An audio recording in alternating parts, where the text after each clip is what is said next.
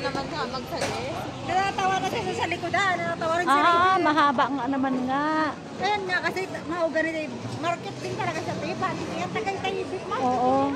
Kasi natanong sa akin ni Ricky kasi masarap ba ito ang ano, ay yung tapa daw. Parang gusto yung tapa eh. Tagaytay beef market nakalagay. Hi guys, hindi na kami nakapag-intro. Ito nga pala guys yung karugtong ng aming vlog na galing kami ng Tagaytay. So, medyo late na po itong ating vlog na ito. So, yun nga guys, pinagbigyan namin si Kisea dito kasi napapanood niya daw ito sa mga TikTok.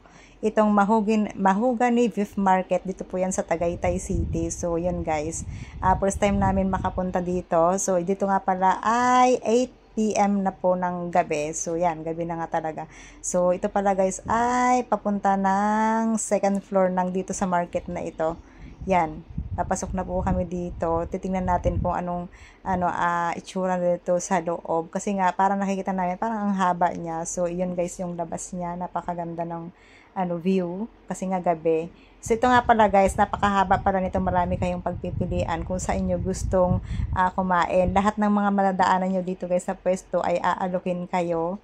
So, yun guys, nakarating kami ng, hindi naman dulong-dulo, sa gitna lang. Tapos nga, kasi medyo dulo ay medyo madami ng tao. Kaya, dyan pala guys.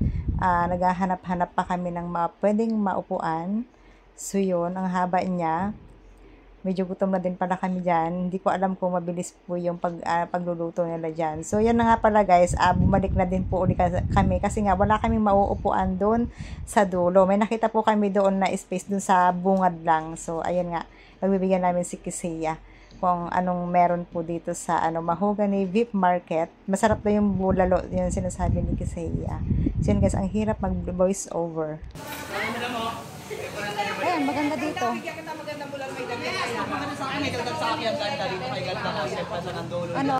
Ay, ganda, malamang sa mga ganda. Huwag kayo mag-alala. Sa survey ko marami yan. Ito na? Ay, sa service, hindi ko pa kumbayin yan. Ilang kayo ganda? Sakto po. Sakto, kasya kayo lahat. Alisabaw din po. Yes, alisabaw gulay pa kape, may kape marako pa po tayo.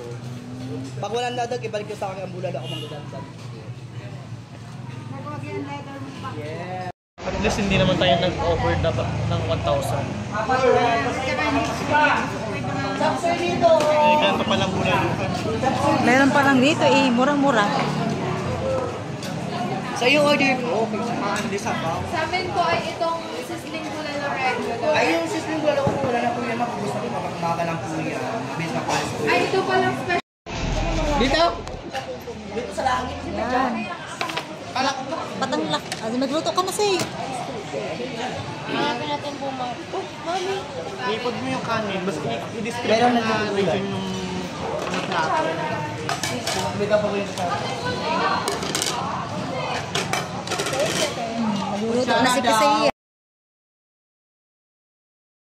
Dapat bang kutsara dahil? Kasi dito mo lang masusubukan magluto. Initin pa yan, anak. Initin pa. Ano ba pag pinapainit ka? Oo.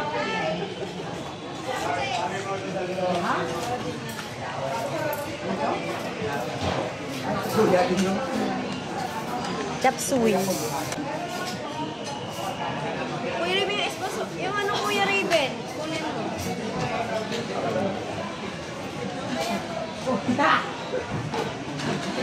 Madami na pala yan eh. Yan yung for 480. Madami na pala eh.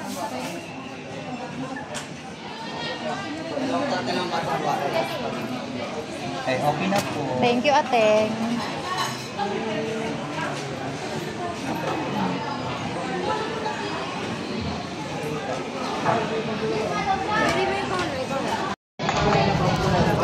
Yes, ganda. Ano bang anak mo? Kumain na kayo ganda? Dito yung ganda oh. Ha? Dito yan ang kaldereta ko.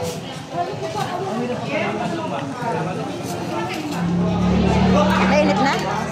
Mainit na? Di ba tulo-tulo, no? Ha? Di ba tulo-tulo? Ay, hindi pa luto? Ay, ba't ganun pula ng kanin?